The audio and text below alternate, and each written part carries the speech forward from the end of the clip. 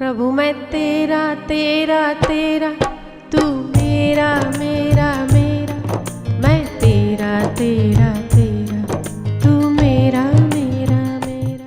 उत्तिष्ठ उत्तिष्ठ गोविंद, उत्तिष्ठ उत्तिष्ठ गोविन्द, उत्तिष्ठ गरुडध्वज, उत्तिष्ठ गरुडध्वज, उत्तिष्ठ कमलाकान्त, उत्तिष्ठ कमलाकान्त, त्रैलोक्यं मङ्गलं कुरु।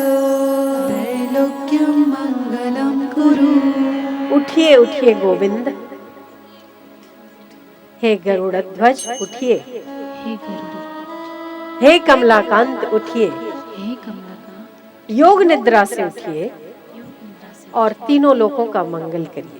और तीन लोकों का मंगल करिए। उत्तिष्ठ उत्तिष्ठ गोविंद, उत्तिष्ठ उत्तिष्ठ गोविन्द, उत्तिष्ठ गरुड़ध्वज, उत्तिष्ठ गरुडध्वज, उत्तिष्ठ कमलाकांत, उत्तिष्ठ कमलाकान्त, त्रैलोक्यं मंगलं कुरु।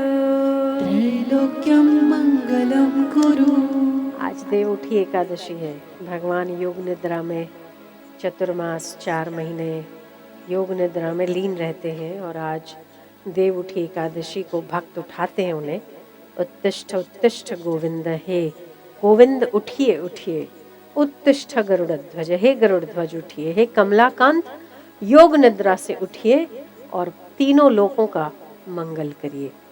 और आज के बाद जो चतुर्मास में यज्ञ आदि कर्म, विवाह आदि शुभ कार्य जो नहीं किए जाते हैं, वास्तु पूजन, गृह प्रवेश, नए मकान बनना, नए मकान बनवाना, नए घरों में प्रवेश लेना, विवाह करना, कोई नए बिजनेस की शुरुआत करना आदि मंगल कार्य नहीं किए जाते हैं चतुर्मास में, जो आज के बाद भगवान जब उठ जाते हैं तब विवाह आदि शुभ कार्य, मंगल कार्य संपन्न किए जाते हैं।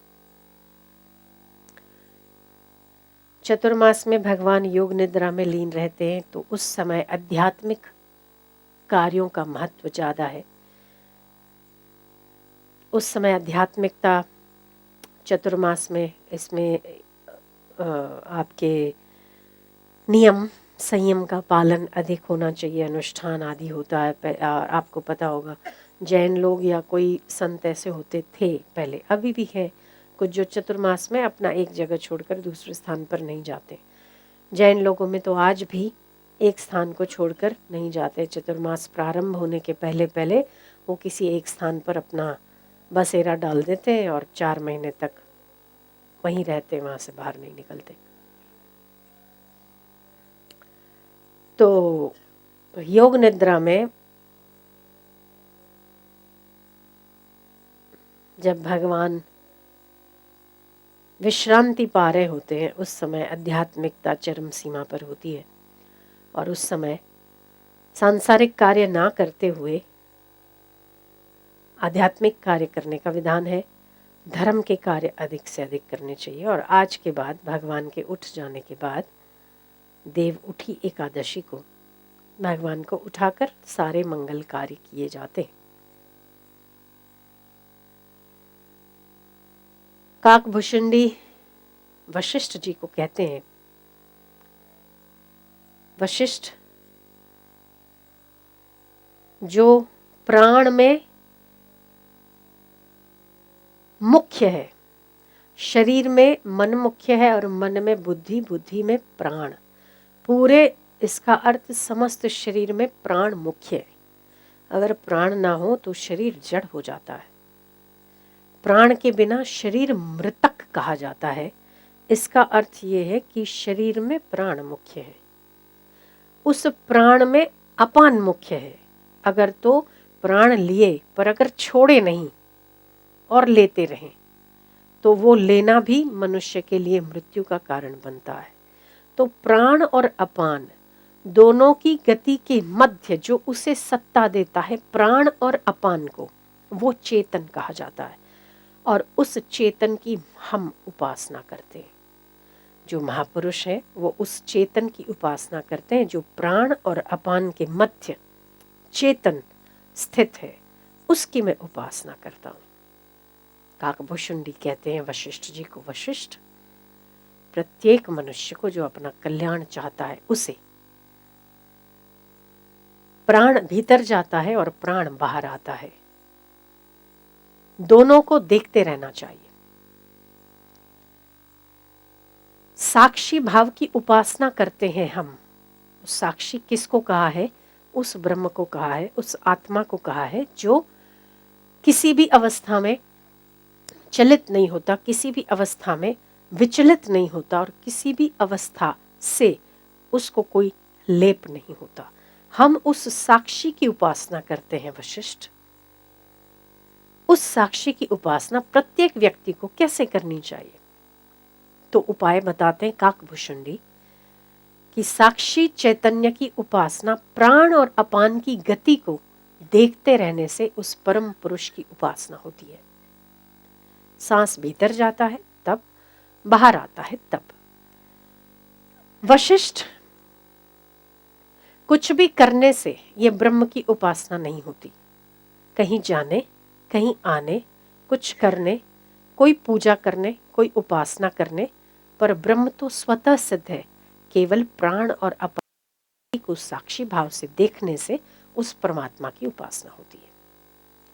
प्रत्येक वो महापुरुष जो महापुरुष बनते हैं, जो अपनी अवस्था को ऊंची रखते हैं या ऊंची करते हैं, वृत्तियों को, विचारों को, मन के विकारों को जो सत साध के जो अपनी वृत्ति को ऊपर रखने में सफल हुए हैं वशिष्ठ, वो सभी लोग प्राण की उपासना करते हैं।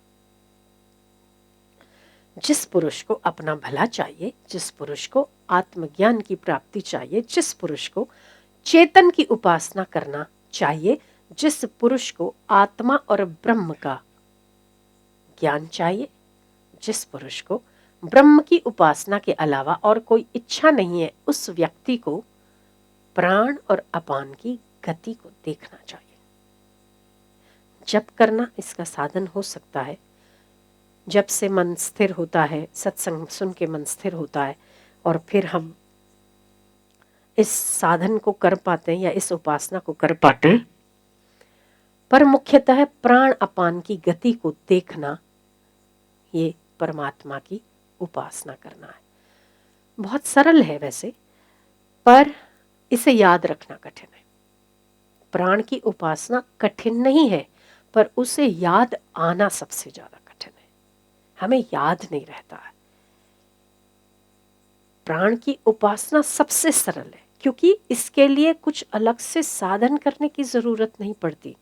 माला नहीं चाहिए उसके लिए, आसन नहीं चाहिए उसके लिए, यज्ञ नहीं चाहिए उसके लिए, कोई मंत्र उच्चार नहीं चाहिए। और अगर वेद का मंत्र कोई गलत उच्चारित कर देता है तो उसकी भी उससे सामने दिक्कत हो जाती है, उसके भी दंड के पात्र हो जाता है। इसमें ऐसा कोई विधि विधान नहीं। प्राण आपके पास है, सांस आप ले रहे, सांस आप छोड़ रहे, आप ही की सांस है, ले भी रहे छोड़ भी रहे, कुछ भी नहीं करना, केवल उसको देखना है। तो केवल सांस लेने और छोड़ने में आपका वो साक्षी जो स्वभाव है चैतन्य, वो प्रस्फुटित होकर बाहर निकलता है। ऐसा काकभूषुंडी वशिष्ठ महाराज को कहते हैं कि हम ब्रह्म की उपासना करते हैं। कैसे ब्रह्म की उपासना करते हैं? जो शरीर के मध्य में केंद्र स्थान पर प्राण है, प्राण के केंद्र स्थान अपान, और प्राण अपान के मध्य में वो चेतन, जिसे हम साक्षी कह दो, ब्रह्म कह दो, आत्मा कह दो, अलग अलग नाम, और उसकी उपासना करना, प्राण अपान को देखना, उसकी उपासना करना है। तो प्राण अपान की साधना और उपासना कोई बड़ी बात नहीं है, पर उसे याद रखना बड़ी बात है। आप जैसे कोई काम करते हैं, उस काम करने में आप भूल जाते हैं और उसमें उलझ जाते हैं। जब भी याद आए, उतनी देर के लिए सही, ज़्यादा देर ना सही, 2 मिनट, 5 मिनट, 10 मिनट, जितनी देर के लिए हमें याद आए उतनी देर के लिए आप जहाँ भी बैठे हो, अगर आप उस समय प्राण अपान की गति को देखने का अभ्यास बनाते हैं, मतलब हम नहीं कहते उसके लिए आप अलग से एक साधन ले लो, अलग से कुछ हाँ, ये ज़रूरी है कि उसका अभ्यास बनाने के लिए हमें शुरू शुरू में आधा घंटा या 1 घंटा हमें उसके अभ्यास की आवश्यकता है। पर अभी तो केवल आप इतना सा छोटा सा एक नियम ले सकते हैं कि आज मैं दिन में 3 बार, सुबह की संध्या, दोपहर की संध्या और शाम की संध्या, इसमें मैं थोड़ी थोड़ी देरी से ही प्राण अपान की गति को देखूंगा। चलो, वो नहीं हो सकता है तो शुरू शुरू में 1 बार से ही, पूरे दिन में 1 बार भी यदि याद आ जाता है ना, तो आपके साक्षी स्वभाव में पहुंचने के लिए वो पहली सीढ़ी होगी और अंत की सीढ़ी भी आपको उसी से प्राप्त होगी। शुरू तो होना चाहिए, शुरू तो होना चाहिए। अगर हम विषय विकारों की ओर ज्यादा रुझान रखते हैं तो ये संसार के तमाम भोग और तमाम सुख हमारी तृप्ति नहीं कर सकते, कभी नहीं कर सकते और बिल्कुल नहीं कर सकते। अगर तो हमारा रुझान और हम सुख विषयों से लेना चाहते हैं, हम सुख सांसारिक भोगों से लेना चाहते हैं, तो याद रहे कि संसार के सारे भोग अगर एक व्यक्ति को निवाला बनाकर उसके मुंह में ठूस दिया जाए, तब भी वो व्यक्ति सुखी नहीं हो सकता। पर यदि हम विषय विकारों से अपने मन को उपरत करके जब हम सत्संग सत्कर्म या साधन की ओर अपना कल्याण मुझे करना है, जब हमें यह चिंतन होता है, उस समय कल्याण के लिए हमें यत्न नहीं करना पड़ता। हमें कल्याण को नहीं ढूंढना है, कल्याण हमें ढूंढ के हमारा वरण करना है। पर उसके लिए कटिबद्धता आपकी होनी चाहिए, क्योंकि बिखराव बहुत ज्यादा है। पानी सहज में जब पानी को रखा जाए तो पानी की सहज अवस्था नीचे झुकने की है, नीचे गिरने की है। जब पानी को ऊपर उठाना है तो मोटर भी चाहिए, पंप भी चाहिए, टंकी भी चाहिए, पाइप भी चाहिए, सब चाहिए, क्योंकि उसे खींचकर ऊपर ले जाना। ऐसे ही मन को अगर आप यूं ही छोड़ देते हो तो मन का तो स्वभाव ही है गिरते गिरते गिरते गिरते गिर जाना। पर अगर विवेक का डंडा ना हुआ, ऐसे ही मन को अगर ऊपर उठाना है तो विवेक का पाइप भी चाहिए,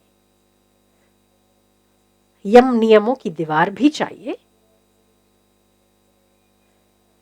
ऊंचे विचार भी चाहिए, सदविचार भी चाहिए। जैसे पानी ऊंची टंकी में ठहरता है, ठीक उसी प्रकार हमारे मन को नियंत्रित करने के लिए आत्म संयम चाहिए, आत्म नियंत्रण चाहिए और देखरेख चाहिए। साथ में हमें याद दिलाने वाला वो सात्विक मन चाहिए कि अभी आपको प्राण अपान की गति को देखना है, या अभी आप सेवा कर रहे हो, या आप अभी कार्य कर रहे हो, तो 10 मिनट के लिए सही आप जप करते करते करोगे। तो धीरे धीरे धीरे धीरे अभ्यास। वशिष्ठ महाराज और काकभूषणी का बहुत सुंदर और बहुत गहरा प्रसंग है, जिसका मैंने कुछ अंश आपको बताया कि महापुरुष उस प्राण अपान के मध्य में चेतन की उपासना करते हैं, और वो कोई मेहनत वाला काम नहीं है, उसे केवल याद रखने वाली बात है। जो याद रह जाता है तो आप जिस समय, ये जब आपको अभ्यास हो जाए तब की बात है, जिस समय आपको ये याद आ जाए और आप उस समय प्राण और अपान को देखते हैं ना, उस 1 सेकंड के लिए भी आपको इतनी शांति और इतनी प्रसन्नता मिलेगी जिसके आगे तमाम सुख बहुत बोने और छोटे हो जाएंगे, बहुत छोटे। उसके लिए आपको कहीं जाने की ज़रूरत नहीं है। अभी जो हम इतनी मेहनत करते हैं थोड़े से सुख के लिए, और सुख तो झलक दिखाता है नहीं दिखाता है पता नहीं, मिलता है नहीं मिलता है, पर इसमें निश्चित रूप से हम स्वस्थ होते हैं, हम सुखी होते हैं, हमारी बुद्धि शक्ति तेज होती है, हम बिना यत्न के, बिना किसी मेहनत के आनंद की अवस्था में होते हैं। और सबसे बड़ा पुण्य क्या है? प्रसन्न रहना सबसे बड़ा पुण्य। और सबसे बड़ा पाप क्या है? दुखी होना सबसे बड़ा पाप। पर दुखी हम कब होते हैं? जब कामना ज्यादा होती है, इच्छा ज्यादा होती है, तब हम दुखी होते हैं। कामना रहित हो जाए, वो परमात्मा का स्वरूप है। तो कामना रहित कब हुआ जाता है? जब हम प्राण अपान की गति को देखते हैं साक्षी भाव से, तब हम उस पे कुछ कुछ विजय प्राप्त करने की पथ पर होते हैं।